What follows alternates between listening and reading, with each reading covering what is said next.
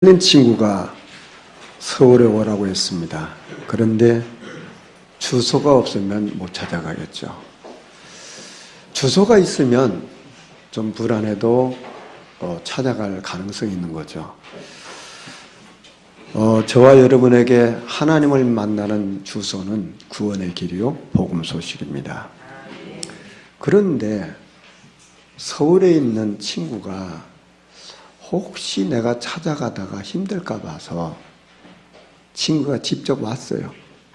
자기 차를 가지고 와서 야, 내 차에 타라. 그래서 나를 친구 차에 태우고 이제 자기 집까지 가는 겁니다.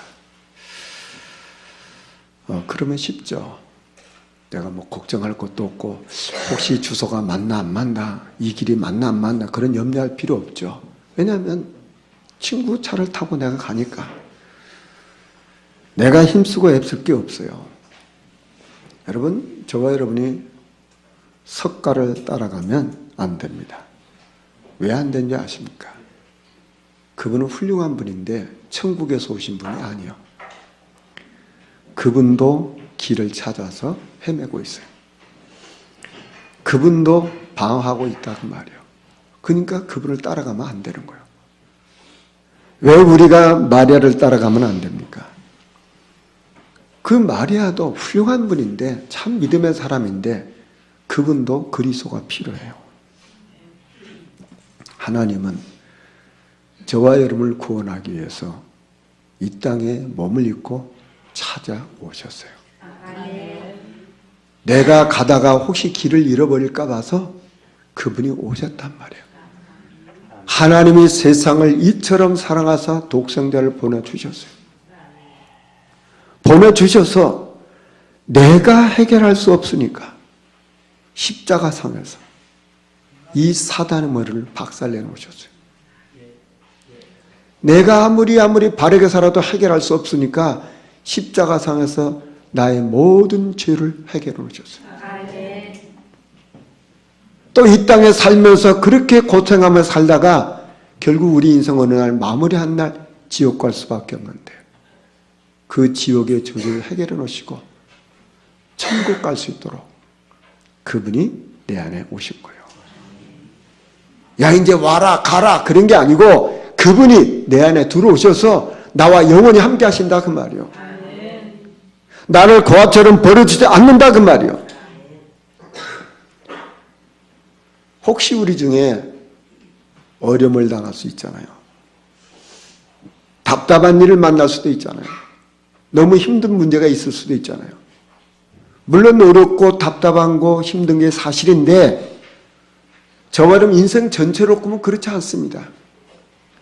하나님을 사랑하는 자 곧 그 뜻대로 부르심을 입은 자들은 모든 것이 합력해서 선을 이룬다고 했어요. 그 어려움은 지금 나에게 어려움이지만 그게 축복인지를 어떻게 알겠어요?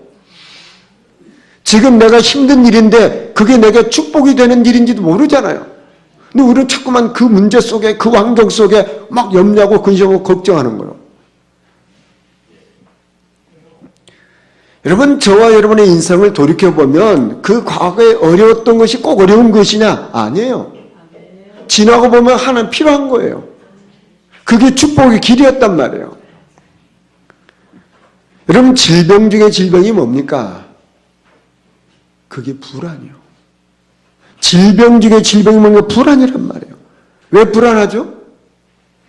내가 힘이 없으니까요. 그 문제를 해결할 수 없으니까요. 그런데 보세요. 그리스도께서 왕 대신 그리스도께서 마귀를 내려놓으셨어요. 제사장 대신 그리스도께서 죄 조절 해결해 오셨단 말이에요. 선지자 대신 그리스도께서 지옥의 원수를 깨트려 놓으시고 저와 여러분을 구원해 놓으셨어요. 그리고 내 안에 들어오셔서 나를 천국까지 가는데 방황하지 않도록 염려하지 않도록 불안해하지 않도록 우리와 함께 하시는 거예요. 세상 끝날까지 우리와 함께 하세요. 왜 그렇습니까? 나를 인도하시려고요. 왜 세상 끝날까지 함께 하십니까? 내 삶을 승리하게 하려고요. 왜 세상 끝날까지 함께 하십니까? 우리 연약하기 때문에요. 왜 세상 끝날까지 함께 하십니까? 우리 어리석으니까 깨닫게 하시려고요. 꼭 이 축복 놓치지 말기 바랍니다. 우리 주님은 저와 여러분에게 찾아오셨어요. 그게 구원이라 그 말이에요. 제가 서울에 가서 동서울 터미널에서 이제 차를 기다리면서 식사를 했어요. 근데 식당에 앉아 있는데 제 옆에 테이블에 중년 여성 두 분하고 중년 남성 한 분이 식사를 하시더라고요. 근데 소주 2병을 드셨고 또 소주 1병을 더 시키더라고요. 세 분이서 소주 2병을 제가 마셨으니까 이제 기분이 좋을 만큼 된 것 같아요. 근데 중년 여성 한 분이 좀 목소리가 커요. 근데 제가 밥 먹으면서 그분의 얘기를 다 들어요. 자기들끼리 얘기하는데 무슨 얘기하냐면 나는 아싸란 사람이라고. 나는 뭐 할 말 시원스럽게 하고 내가 하고 싶은 일을 하는 아주 시원스럽고 아싸란 사람이라고. 그러면서 엄마하고 자주 싸운다네요. 그리고 말도 안 한대요. 전화도 안 한대요. 한 3일쯤 지나면 엄마가 전화하면 돼. 얘 괜찮니? 하고 화해를 청한다는 거예요. 절대 엄마한테 먼저 화해를 안 청한다는 거예요. 지금까지 평생 그렇게 살았다는 거예요. 그래서 나는 아주 아싸라는 사람이고 나는 하고 싶은 말을 하고 하고 싶은 일 하면서 산다는 거예요. 그래서 제가 그분의 얼굴을 제가 아주 유심히 봤어요. 저게 아싸란 건가? 저게 잘 사는 건가? 저분 가족은 참 힘들겠다. 저분 가족들은 얼마나 상처를 많이 받을까? 나는 저런 사람하고는 하루도 못 살 거야. 저는 그런 생각하게 됐어요. 여러분, 화내고 성질내고 소리 지르는 것은 아름다운 게 아니에요. 어떤 집이든지 아무리 좋은 집이든지 관리를 몇 년 동안 안 하면 집은 이상하게 됩니다. 우리가 구원받아서 하나님 자녀가 됐잖아요. 그리스도가 내 인생 주인이시고 내 안에 들어와 계시는데 내가 영적인 상태를 관리하지 않으면 이상하게 되는 거예요. 여러분, 구원받아서 하나님 자녀가 되면 그리스도가 내 인생 주인이잖아요. 내가 주님의 다스림 받고 인도받는데 주님이 내 인생 주인 되셔서 나를 다스리고 인도하시면 어떻게 됩니까? 자연스럽게 아름다운 것을 사모하게끔 되어 있어요. 여러분, 아름다운 것은 구원은 아닙니다. 그러나 주인 되신 그 그리스도를 바라보면 아름다운 것을 자꾸 사모하고 아름다운 것을 추구하게끔 되어 있어요.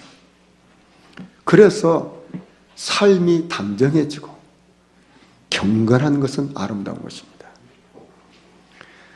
여러분, 사람에게 인사도 잘하고 친절 베풀어 주는 것은 아름다운 거예요. 여러분, 우리가 사람을 대할 때 그 사람을 인정해주고 존경해주고 배려해주고 용서해주고 기다려주는 것은 아름다운 거예요. 사람 앞에 거칠고 무례하고 비난하는 것은 그거 절대 아름다운 게 아닙니다. 우리는 흔히 그런 말 하잖아요. 아이들은 싸우면서 자라. 저는 그렇게 생각하지 않습니다. 아이들이 서로 사랑하면서 자라는 게 훨씬 아름다운 거예요. 그렇지 않습니까? 아이들이 버릇없이 행동하는 거 그거 아름다운 게 아니에요. 아이들이 예쁜 짓 하는 게 아름다운 겁니다. 우리들 말에 그런 말이 있어요. 부부싸움은 칼로 물베기라고. 저도 싸움 해보니까 물베기 아니던데요. 서로 존경하고 사랑하고 사는 것이 훨씬 아름다운 겁니다. 우리가 하나님 앞에 예배드리고 기도하고 찬양하는 거 이거 영적인 일이잖아요. 하나님 앞에 나를 드리는 거룩한 일이잖아요.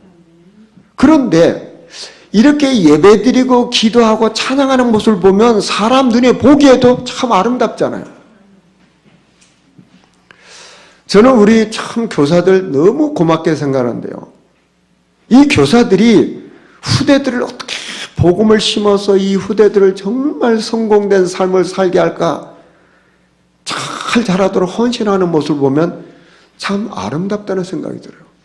참 아름다운 사람들이다. 영혼을 살리기 위해서 천장을 밟는 그 발들이 얼마나 아름다운 말입니까? 그리스도가 저와 여러분의 주인이기 때문에 우리는 아름다운 삶을 사모하게 되어 있어요. 이 축복 꼭 누리길 주 여러분 축원합니다. 저는 지금까지 살아오면서 보니까요, 행복한 사람들의 특징이 있더라고요. 행복 습관이 딱 들어있어요. 우리가 이전 것은 지나갔으니 보라 새 것이 됐잖아요. 새로운 피조물이 됐잖아요. 새로운 삶이 됐잖아요. 구원받은 새로운 삶이란 말이에요. 내 과거는 끝난 거 아닙니까? 그러면 당연히 내 과거처럼 살아가는 건 아니죠. 그렇지 않습니까? 그 과거에 하나님 몰랐을 때 살았던 그 지긋지긋한 그 삶을 내가 또 갔다가 또 뒤집어 씌고 살 이유가 없잖아요. 오늘 저는 찬송가 380장 선택했어요. 날마다 주를 찬송하게 돼. 여러분, 날마다 주를 찬송한다는 건 무슨 말입니까? 행복하다는 거잖아요. 행복 습관이 돼 있는 거잖아요. 다윗은 이런 고백이에요. 시편 145편 2절에 내가 날마다 주를 송축하며 영원히 주 이름을 송축하리이다. 시편 119편 164절에 보면 주의 의로운 규례들로 말미암아 내가 하루에 7번씩 주를 찬양하나이다. 그 말은 무슨 말입니까? 다윗은 행복의 습관이 되어 있다 그 말이에요. 그렇죠? 얼마나 복된 인생입니까? 뭐 어려움이 없겠습니까? 답답한 일이 없겠습니까? 힘든 일이 없겠냐 말이에요. 그런데 날마다 하루에 7번씩 그게 습관이 되어 있는 거예요. 예수님께서 새벽 미명에 아직 날이 밝기 전에 새벽에 기도하러 가셨다고 했어요. 밤이 맞도록 습관에 따라 기도하러 가셨다. 그게 무슨 얘기입니까? 예수님의 삶은 그 습관이 되어 있다는 거 아닙니까? 여러분 마가다락방 교회 보세요. 마가다락방 교회 어떻게 했습니까? 모이기를 피하는 자들 습관같이 하지 말고 날마다 성전에서 날마다 집에서 모여서 떡을 떠며 기도했다고 그랬어요. 그게 습관됐다는 거 아닙니까? 여러분 나는 행복한 사람인가? 의뢰받은 사람인가? 내 습관을 보면 금방 알아요. 그렇다면 우리는 이런 영적 습관을 아름다운 습관들을 만들어 가야 되는 거죠. 그러면 당연히 응답을 오게끔 되는 거잖아요. 그래서 이 사람의 마음에서 무엇이 나오는가 잘 보면 압니다.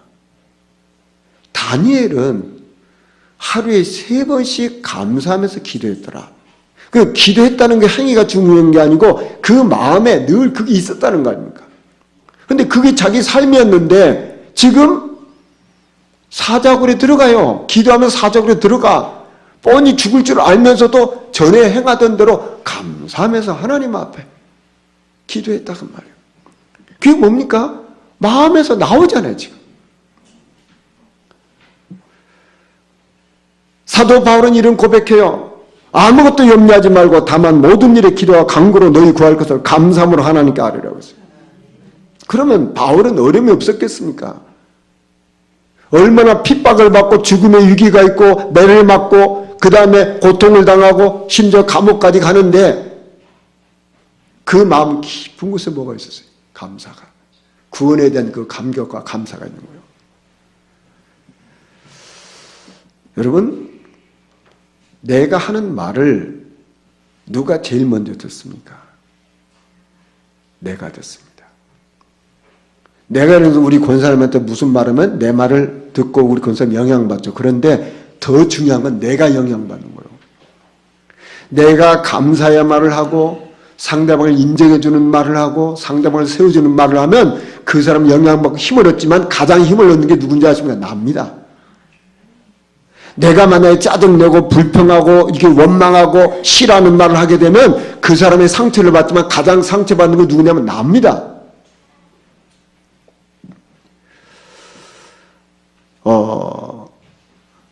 세 분 할머니가 버스 정류장에서 서로 신세 타령을 해요. 첫 번째 할머니가 얘기하는 거예요. 요새 말이야 기억력이 떨어져가지고 내가 계단을 오르다가 잠깐 쉬었는데 지금 내가 계단을 올라가야 되는 거야? 내려가야 되는 거야? 내가 좀 올라가다 쉰 거야? 내려가다 쉰 거야? 이게 헷갈린다는 거예요. 이제 노인이니까. 그러니까 두 번째 또 할머니가 말하는 거야. 내가 침대에서 일어나 앉아있는데 내가 누우려고 앉아있는 거야? 일어나려고 앉아있는 거야? 헷갈린다는 거야. 그랬더니 세 번째 할머니가 이제 뭐 연세 많으신 분들이 하는 그런 욕이 있잖아요. 자기들끼리 쓰는 욕. 그러면서 하는 말입니다. 근데 시방 우리가 버스 안에 버스에서 내린 거요 타려고 하는 거예요.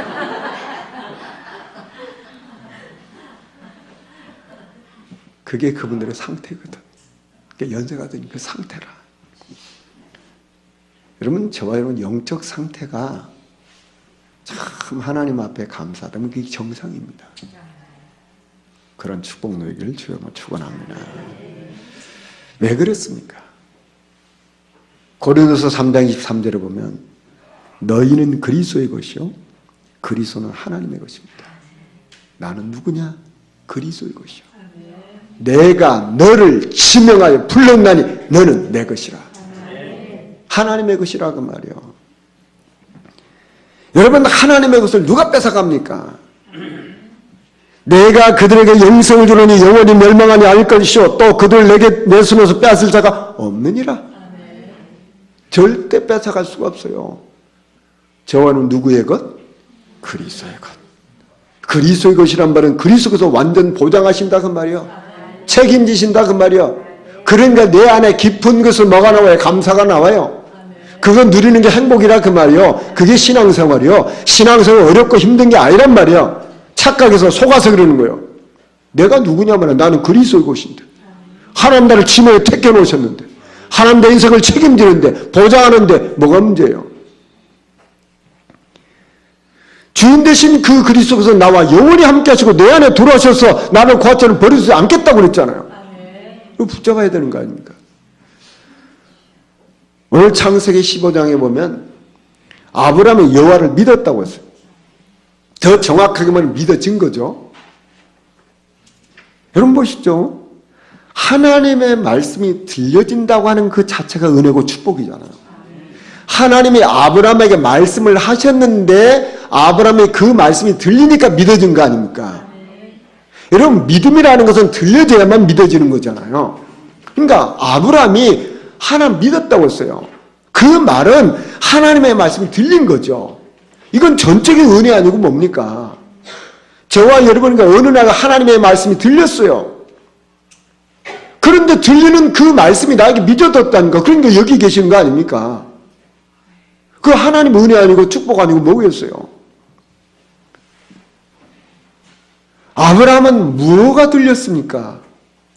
내 후손을 통해서 내 자손을 통해서 메시아가 온단 말이야. 근데 그게 믿어진 거예요. 오실 메시아를 믿고 구원받은 거예요. 저와 여러분은 오실 메시아 예수를 믿고 구원받은 거예요. 그러니까 저거는 더 확실하다니까. 얼마나 감사합니까? 이것을 하나님은 의로 여기셨다고 했어요.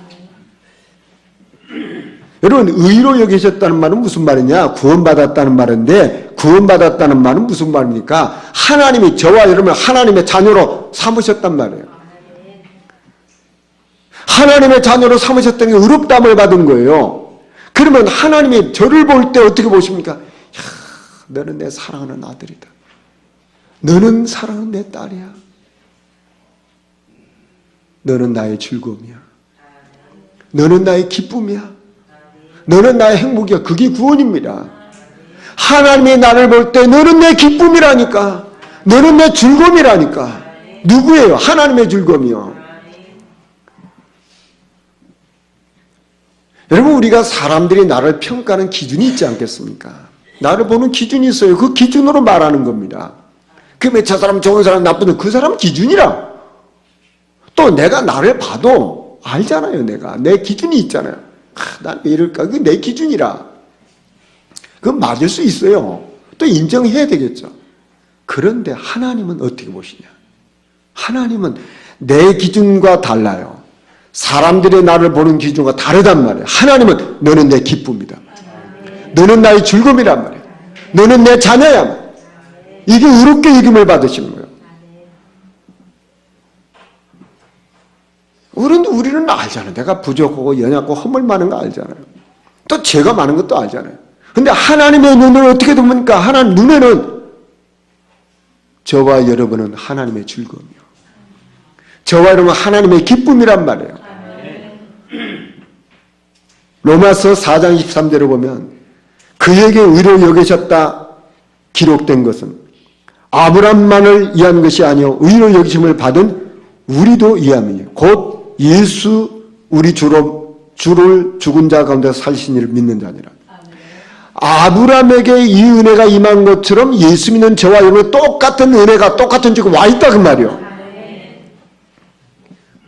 그래서 저와 여러분 하나님의 즐거움이요, 하나님의 기쁨이요, 하나님의 행복이요. 다른 사람이 뭐라고 하는 건 참고하시면 돼요.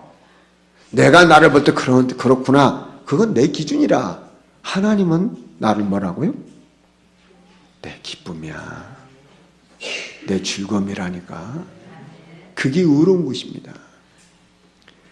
근데 하나님은 그런 은을 주실 뿐만 아니라 뭘 말합니까? 내가 이 땅을 내게 주겠다고 했어요.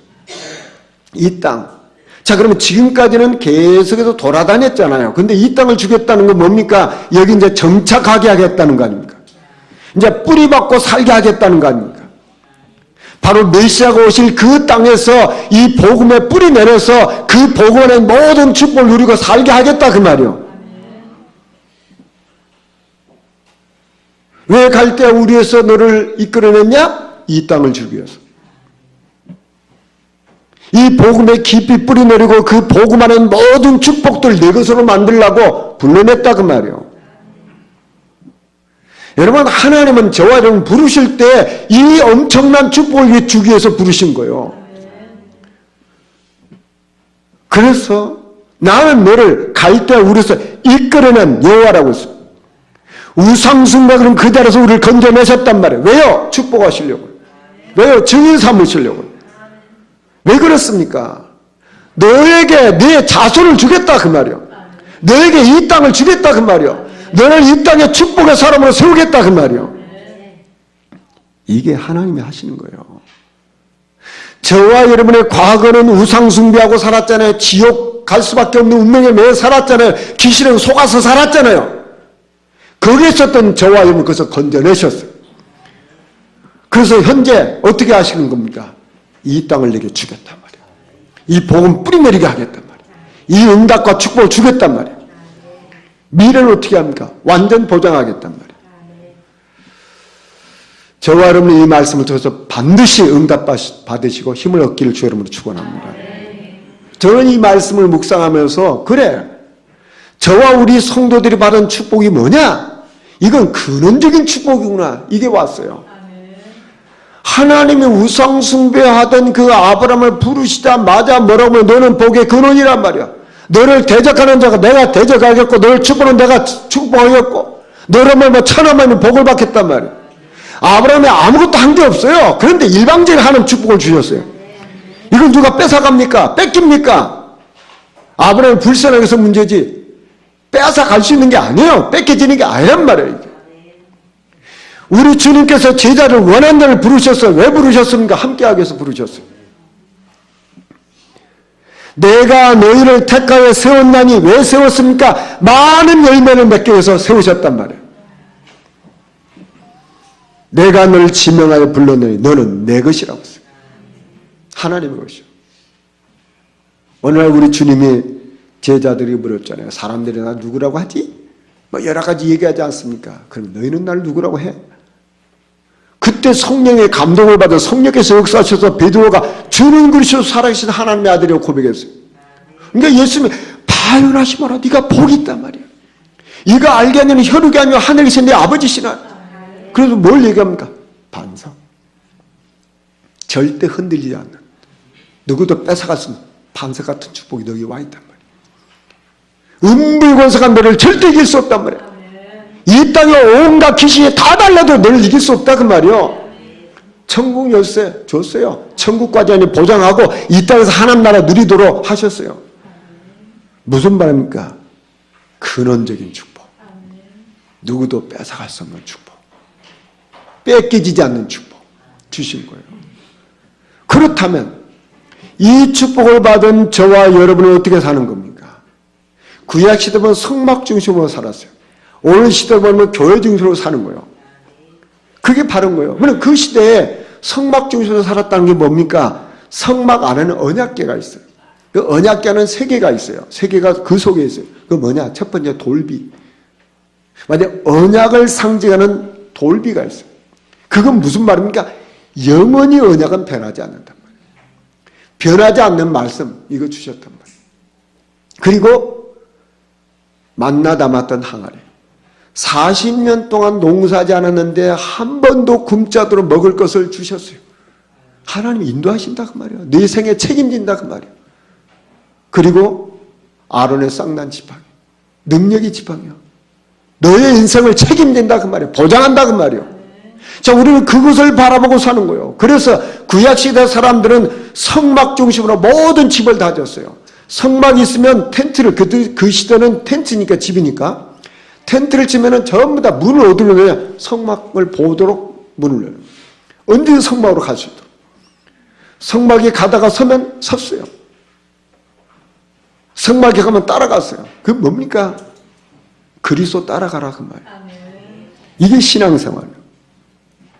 자, 그렇다면 나는 근원적인 축복을 받은 사람이고 내가 그리스도를 따라가면 되는데 매일매일 우리가 이 성령 안에서 참 즐거운 시간, 기쁜 시간, 소중한 시간, 행복한 시간이 우리에게 꼭 있어야 되잖아요. 다니엘은 하루에 3번씩 감사했다 그랬어요. 하루에 3번씩은 하나님 앞에서 성령 안에서 그 기쁘고 행복하고 즐거운 시간들을 가졌다는 거잖아요. 여러분 왜 염려가 생기고 불안하고 갈등이 생긴 건가요? 뭔가 안 되니까 그런 거죠. 답답하니까 그렇죠. 사람은 영혼을 가진 영적인 존재입니다. 그래서 하나님과 소통하고 있을 때가 가장 행복한 거예요. 가장 힘을 얻는 시간이에요. 이게 없는 사람은요, 자기 힘으로 살아야 되잖아요. 자기 경험으로 살아야 돼요. 그러니까 힘든 거예요. 여러분, 믿음은요, 들으면서 오는 거거든요. 그 말씀을 듣는 시간을 반드시 우리는 가져야 되는 거예요. 듣는 게 별게 아닌 것처럼 보일지 몰라요. 그렇지만 절대 그렇지 않습니다. 여러분 보세요. 내가 하루를 시작하고 하루를 지나면서 또 하루를 마무리하면서 말씀을 듣고 또 묵상해보고 찬양하고 기도하는 그런 시간이 있는 것과 너무 바빠갖고 일어나자마자 정신없이 바쁘게 살고 또 저녁 되면 너무 피로해서 팍 쓰러지고 그리고 몇 달만 해보세요. 어떻게 된지 아십니까? 믿음 다 떨어져 버려요. 우리 인간은 영적 존재이기 때문에 이 하나님의 말씀을 들어야만 사는 거예요. 그 시간에 반드시 우리에게 있어야 된단 말이에요. 내가 바쁘더라도 그래 나는 바쁘니까 하나님 말씀 한 말씀이라도 딱 붙잡고 시작하는 거다고. 그게 없이 막 바쁘니까 정신으로 사는 것도 다르다니까요.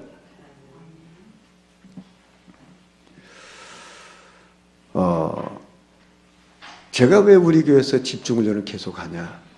이게 사실이기 때문에. 제가 우리 성도들을 왜 카톡에 말씀을 보내냐? 다 바쁘시기 때문에. 그거라도 한번 읽어보고 시작하시라고.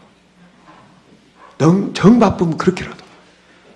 시간 많은 사람들 그것만 하고 또 멍하니 있지 말고 시간 많은 사람 말씀 많이 듣고 시간 없는 사람에서 그 카톡에 있는 그 말씀 하나로 붙잡으려고 지르는 거예요. 어떤 사람은 그것만 하면 나 할 일이 다 끝났어.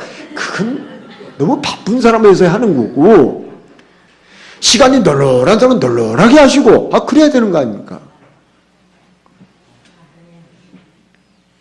하나님 말씀을 듣고 그 말씀을 묵상도 하고 또 기도도 하고 찬양하고, 이게요 우리의 삶이 돼야 돼요. 그게 성령 안에서, 그게 나를 유지하는 힘이에요. 한 부대에서 장군님이 사병들을 모아놓고 훈시를 하셨어요. 이 장군님이 하도 사고가 많이 나니까 안전에 대한 이제 수칙을 쭉 얘기하신 거예요. 이렇게 안전, 이렇게 조심해라. 군대 생활하면서 이제 장군님이 한 거예요. 이제 안전사고 나지 않도록 안전수칙을 이제 장군님이 직접 이렇게 해주신 겁니다. 이 장군님이 이제 훈시를 다 하셨는데, 요 장병들이 훈시를 다 알아들었나 이제 확인을 해야 되니까 물은 거예요. 여기까지 오는데 안전벨트 메고 온 사람 손 들어봐 그랬어요. 안전벨트 메고 온 사람. 안전수칙 쪽에 있는 거죠. 안전벨트 메고 온 사람 손 들어봐. 그랬더니 아무도 안 드는 거라.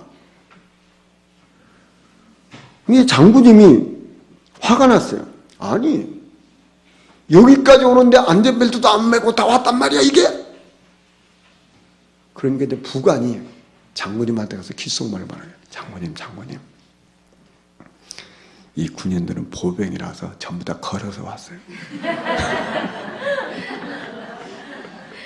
걸어서 왔으니까 안전벨트 멜 일이 없잖아요.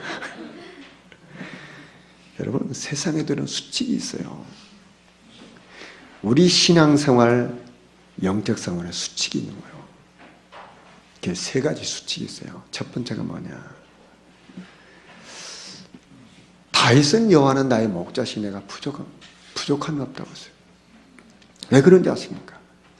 복 있는 사람은 여호와의 율법을 즐거워하고 주야로 그 말씀 묵상한다고 했어요. 그러니까 그 말씀을 듣고 묵상하니까 나는 복이 있다고 말이에요. 그러니까 나는 부족함이 없다고 말이에요.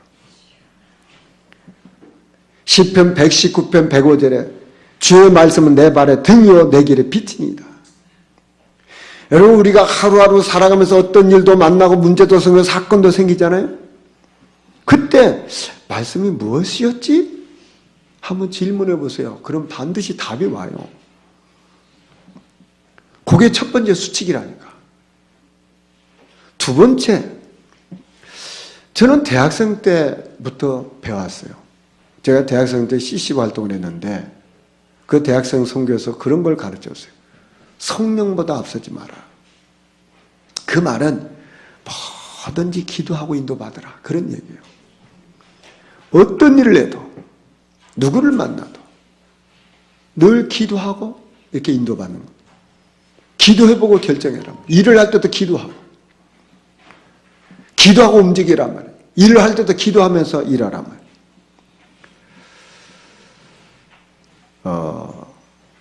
우리 주님은 세상 끝날까지 항상 함께 하겠다고 했어요. 왜 함께 하십니까? 내 기도 들으시려고요. 나에게 응답해 주고 싶어서요. 근데 그 기도를 안 하는 거예요. 얼마나 손해를 많이 봅니까? 여러분, 우리가 자꾸만 말씀이 없고 기도가 없으면요, 염려가 들어와요. 자꾸 근심이 들어와요. 불안이 들어와요. 그럼 어떻게 됩니까? 내 영혼이 힘을 잃어요. 그러면 나도 모르게 불신앙에 사로잡히는 거예요. 그래서 인도를 못 받는 거예요. 저번에 어떤 일이 있어도 말씀 생각해 보시고 기도하시다 보면 하나님 인도하는 걸 보게 되는 거예요. 세 번째는 하나님이 기뻐하신 일이 뭘까? 질문해 보세요. 하나님 기뻐하는 게 뭐지? 그게 후대 살리는 거 아닙니까? 그게 영혼 살리는 거잖아요. 내 주변 사람들을 가만히 잘 보세요. 잘 연구를 해보세요. 분석을 해보세요. 그러면 저분에게도 내게 있는 이 그리스도, 내 인생을 변화시킨 이 그리스도가 필요하잖아요.